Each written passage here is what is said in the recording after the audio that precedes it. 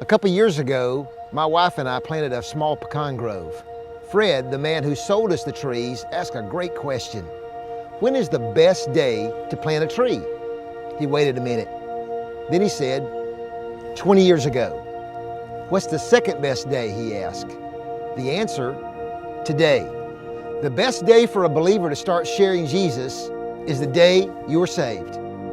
But the second best day is today.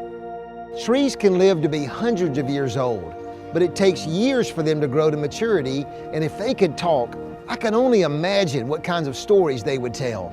The children climbing on them, farmers plowing nearby, the fierce winds in times of drought, that slow process of growing over the years. We can't know the stories of trees, but we all have our own story and message to tell.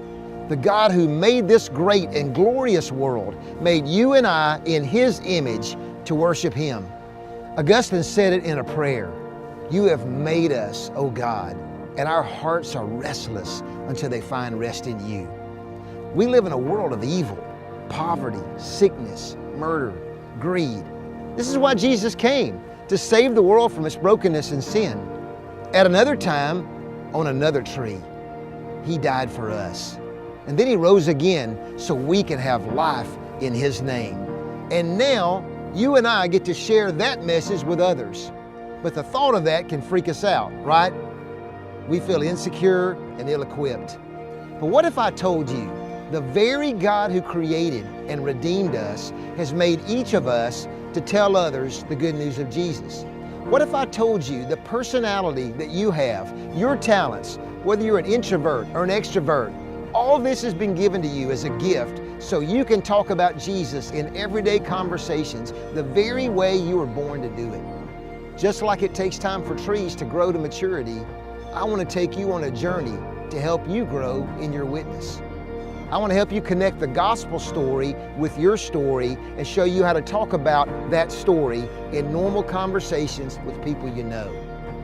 I want you to see how the person you are is just the person God wants to use for His gospel work. If you know Jesus and you're breathing, you're a missionary. You're a missionary every bit as much as a man or a woman who gives his life to an unreached people group. And I want to show you what being a missionary looks like for you in everyday life.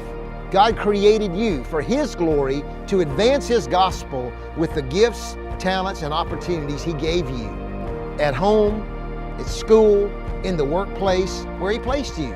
You live at this time in the history of the world for this purpose, a purpose that is bigger than you, sharing Jesus without freaking out.